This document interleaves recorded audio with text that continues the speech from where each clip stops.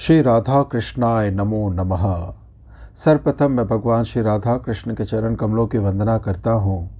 आप सभी भक्तजनों को भी सादर नमस्कार करता हूँ। श्री गर्ग संहिता के द्वारका खंड से आज हम भगवान के बाल सखा श्री सुदामा जी के कथा का श्रवण करने वाले हैं, जो इस ग्रंथ में इस प्रकार से वर्णित है। श्री नारद जी कहते हैं, सुदामा नामक श्री कृष्ण के एक ब्राह्मण सखा थे। वे अपनी साध्वी पत्नी के साथ अपने नगर में रहते थे। सुदामा वेदांग के पारंगत थे, परंतु धनहीन थे और वैराग्यवान थे। वे अपनी अनुकूल पत्नी के साथ अयचित वृत्ति के द्वारा जीवन निर्वाह करते। सुदामा ने एक दिन दरिद्रता से उत्पीड़ित दुखनी अपनी पत्नी से कहा, पतिव्रते, द्वारकाधीश श्री कृष्ण मेरे मित्र है।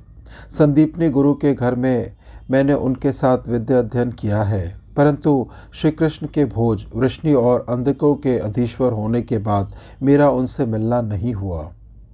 वे त्रिलोकी के नाथ भगवान दुखारी और दीन वत्सल हैं।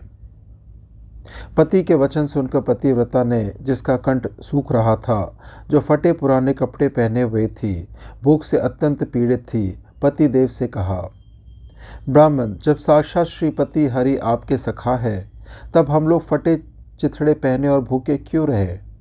लोग द्वारका जाकर साक्षात कमलपति के दर्शन करते हैं और धनवान होकर घर लौटते हैं।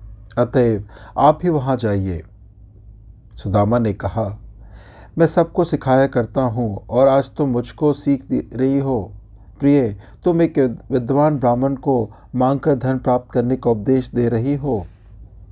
प्रिया ने कहा, आपके सखा साक्षात लक्ष्मीपति हैं और यहाँ से बहुत दूर भी नहीं है। अतएव आप उनके पास जाइए, वे आपके दुख दरिद्र का नाश कर देंगे।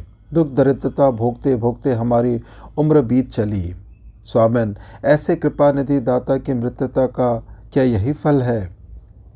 सुदामा ने कहा, विधाता ने जो भाग्य में लिख दिया है वह होगा ही। पद्रे, जाने आने से क्या होता है? घर में रहकर श्रीहरि का ध्यान तो करता ही हूँ। जिनके दरवाजे में राजा, देवता, गंधर्व और किन्नर भी बिना आज्ञा के प्रवेश नहीं कर सकते, वहाँ मुझ सरीखे दीन को कौन पूछेगा? प्रिया बोली, यह सत्य है कि उनकी आज्ञा के बिना देवता, गंधर्व और किन्नर अंदर नहीं जा सकते, परंतु साक्षात हरि तो अंतर्यामी है। वे अपना दूध भेजकर आपको अंदर बुला लेंगे। ब्राह्मण ने कहा, भामिनी, मेरी बात सुनो। श्री कृष्ण अवश्य ही ऐसे दयालु हैं, परंतु विपत्ति के समय धनवान मित्र के घर जाना उचित नहीं है।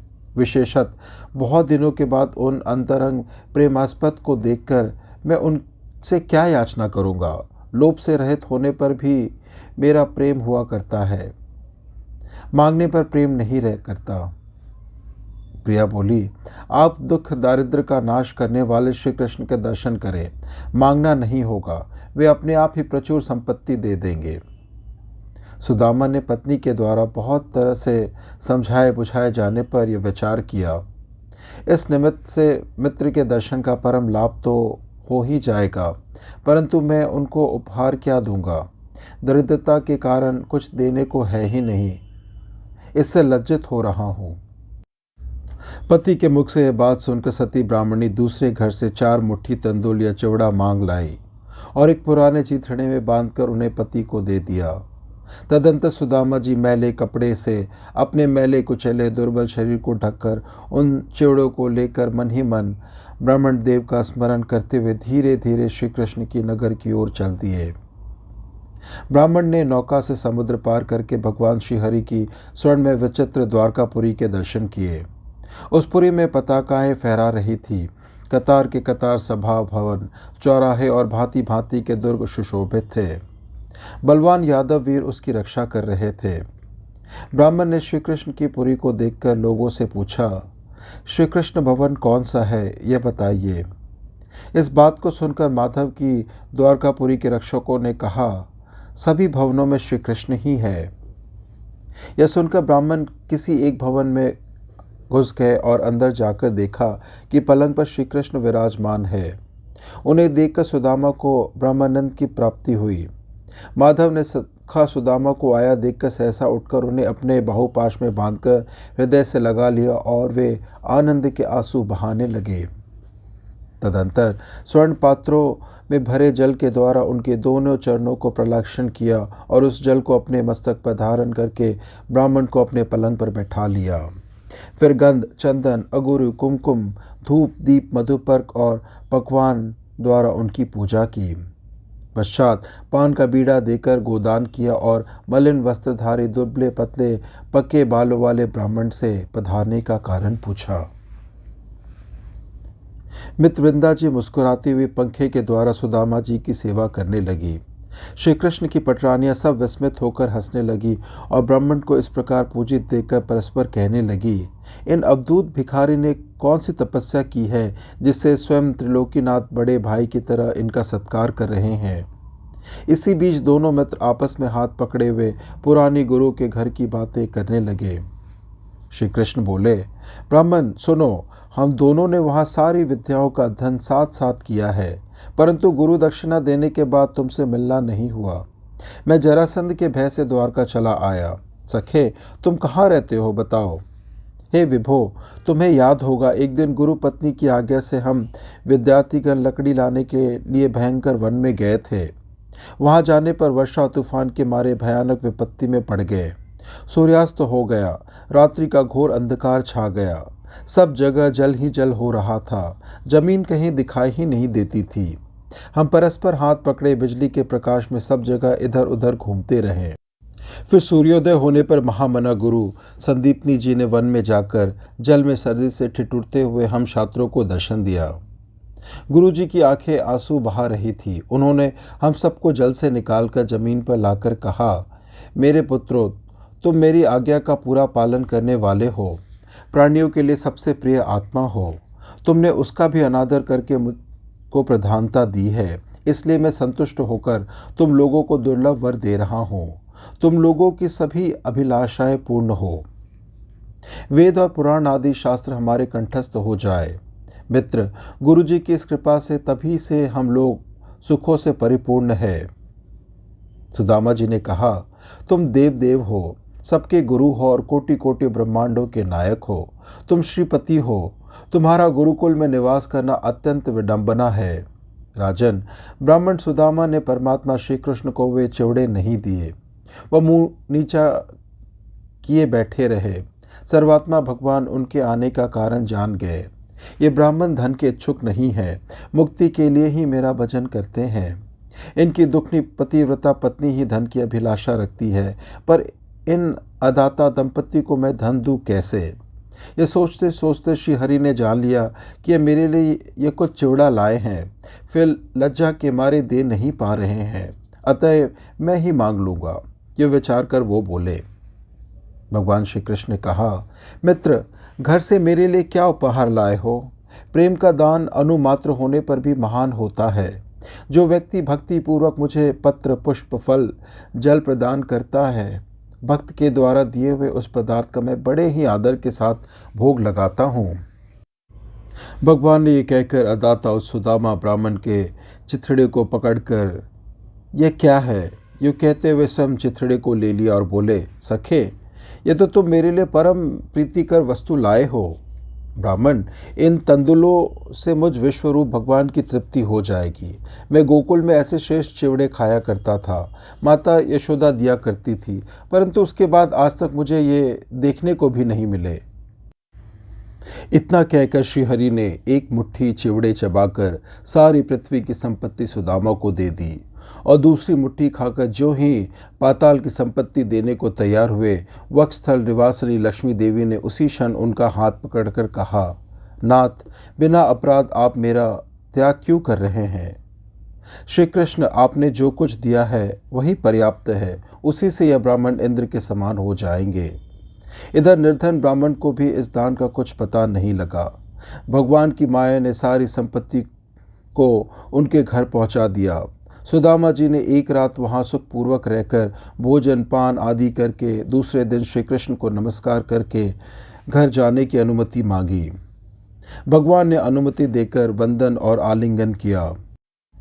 श्री सुदामा ब्राह्मण लज्जावश कुछ भी ना मांगकर घर लौट चले और एक ब्राह्मण की प्रति श्री कृष्ण की श्रद्धा देखकर मन ही मन सोचने लगे, दरिद्र होने पर भी श्री कृष्ण ने मुझे अपनी दोनों भुजाओं में भरकर मेरा आलिंगन किया।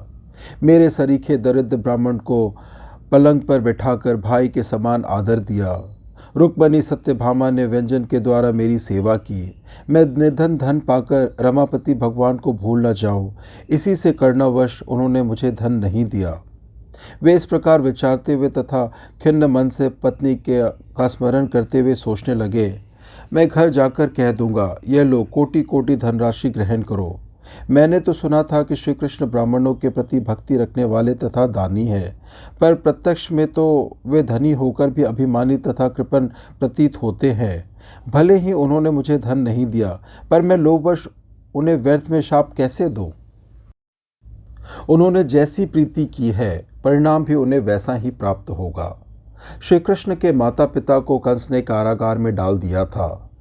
तब पराए घर अर्थात नंद जी के यहाँ वे पले बढ़े। आज धन होने पर भी वे वैसे ही निर्धन है, फिर मुझे धन कैसे देंगे? दूसरे के घर को रत्नों से भरा देखकर कोई कामना नहीं करनी चाहिए। ललाट में जो कुछ विधि ने लिखा है उससे अन्यथा नहीं होता। मन ही मन यूँ कहते हुए सुदामा जी अपनी पुरी में आ पहुँचे। पुरी को देखकर वे चकित हो गए। बड़े बड़े दरवाजे, ध्वजाओं से सुशोभित सोने के किले और महल खड़े हैं। विचित्र तोरण और कलशों से वह सुशोभित है। नगरी सज्जनों से भरी है और उसमें इतने रत्न हैं कि दूसरी द्वारकापुरी की सी ही शोभा हो रही है। ब्राह्मण ने कहा, यह क्या है? ये किसका स्थान है? वे रास्ते चलते रहे। नगर के नर नारियों ने उन्हें साथ ले चलना चाहा, पर वे गए नहीं। यह देखकर दास दासियों ने अपनी स्वामिनी सुदामा की पत्नी के पास जाकर सुदामा जी के आने की बात कही। उनको बड़ा विस्मय हुआ और वे साक्षात लक्ष्मी रूपा ब्राह्मणी बड़े सम्मान के साथ पति के स्वागत के लिए शिविका पर सवार होकर दास दासियों के साथ घर से निकली। सुदामा इधर उधर घूम रहे थे। पत्नी ने अपना मुख दिखाकर उन्हें विश्वास कराया। सुदामा जी की स्वर्ण रत्नादि से विभूषित, प्रभा और रूप से संपन्न विमान वासिनी दूसरी लक्ष्मी की तरह अपनी तरुणी भार्या को देखकर बड़े प्रसन्न हुए और उन्होंने समझा, यह सब श्री कृष्ण की ही कृपा है। भोजन सामग्री, रत्न, ऐश्वर्य, व्यंजन, आसन, चंदोवे, स्वर्णपात और तोरण आदि से सुसज्जित अपनी पुरी में सुदामा जी ने पत्नी के साथ प्रवेश किया। उनका घर तो श्री कृष्ण के भवन के समान हो गया था। श्री कृष्ण की कृपा से सुदामा जी भी तरुण हो गए, पर विश्व से सर्वथा अनासक्त रहकर वे बिना किसी हेतु के अनायास प्राप्त हुई समृद्धि का उपभोग करने लगे। वे अपने पत्नी के साथ ज्ञान, वैराग्य और भक्ति के द्वारा उस संपत्ति को त्यागने का विचार करके मन ही मन सोचने लगे, मेरे पास इतनी समृद्धि कहाँ से आई? यह देव दुर्लभ संपत्ति ब्राह्मण देव श्री कृष्ण की ही दी हुई है। इतनी संपत्ति देखकर भी उन्होंने स्वयं मुझसे कुछ कहा भी नहीं। मेरे चिवड़ों के दानों को मुट्ठी में लेकर बड़ी प्रीति से उन्होंने भोग लगाया। जन्म जन्म मुझे उन्हीं का साख्य और दास प्राप्त हो, मैं उनके चरण कमलों का ध्यान करके संसार सागर से पार हो जाऊं। सुदामा ने मन ही मन इस प्रकार का निश्चय करके पत्नी के साथ श्री कृष्ण के चरणारविंद में अपना मन लगा दिया और सारा धन ब्राह्मणों को बांटकर भगवान के धाम में चले गए। जो मनुष्य श्री कृष्ण चरित्र का श्रवण करता है वह दरिद्रता से मुक्त होकर उत्तम भगवत भक्त हो जाता है। नरेश्वर, तुम्हारे सामने इस पुण्यमय द्वारका खंड का वर्णन किया गया है। जो इस खंड का सदा श्रवण करते हैं उन्हें उत्तम कीर्ति, कुल, अतिशय, भुक्ति, मुक्ति और राज्य प्राप्त होता है। इस प्रकार से आज की उत्तम दिव्य कथा यहीं संपन्न होती है। कथा श्रवण करने के लिए और अपना बहुमूल्य समय देने के लिए आपको धन्यवाद। श्री राधा कृष्णाय नमो नमः।